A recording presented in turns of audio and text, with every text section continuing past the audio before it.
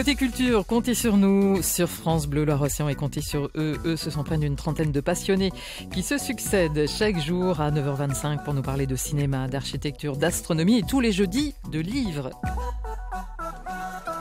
Des livres en particulier avec vous, Caroline de Benedetti. Bonjour. Bonjour Cathy. Caroline, vous êtes une spécialiste du polar, co-créatrice de l'association Fondue au Noir, de la revue L'Indique. Vous êtes la programmatrice du festival de polar Mauve en Noir. Et donc votre mission, c'est de nous donner envie de lire du polar. Et aujourd'hui, c'est du polar japonais. Oui, je me suis dit qu'avec les contraintes qu'on vit actuellement, j'avais envie de vous proposer qu'on s'évade ensemble, qu'on voyage et qu'on parte au Japon.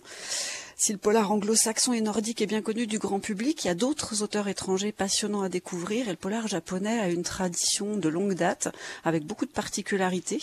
Il y a un goût pour la logique, une ambiance tout en lenteur qui plaira justement aux amateurs de polar scandinave.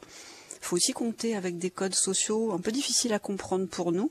Il y a une forte présence de la morale et la place des femmes ne manque pas de surprendre. Et je voulais profiter de l'approche de Noël pour vous conseiller 2 livres au lieu d'un. Il y a 6-4, d'abord de Hideo Yokoyama, un best-seller publié par Liana Levy. Quand je l'ai lu à sa sortie, j'ai pas pu le lâcher, pourtant j'en ai soupé des histoires de tueurs en série. Mais là, une comme ça, vous n'en avez jamais lu. L'enquête concerne l'enlèvement d'une petite fille de 7 ans qui revient sur le tapis 14 ans plus tard. C'est l'enquête qui revient, la petite fille malheureusement a été tuée et on suit l'intrigue à travers le regard d'un policier qui s'occupe de la communication entre la police et les journalistes. Dit comme ça, rien de palpitant, mais le suspense est vraiment dense et d'autant plus incroyable qu'il y a toute cette lenteur et ce souci du détail. Il ne faut pas s'attendre à des rebondissements à répétition, il y en a juste un, mais quand il arrive, on reste bouche bée, vraiment chapeau. L'autre roman s'appelle Expiation, il est écrit par Kanae Minato et publié par l'atelier Akatombo.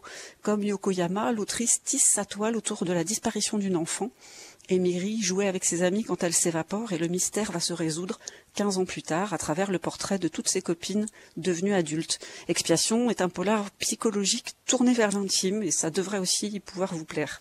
Voilà, tous ces romans offrent au lecteur une porte d'entrée sur une culture qui nous échappe et c'est une des grandes forces du roman policier. Le polar japonais recèle des perles. Vous pouvez aussi aller voir du côté des éditions Piquier.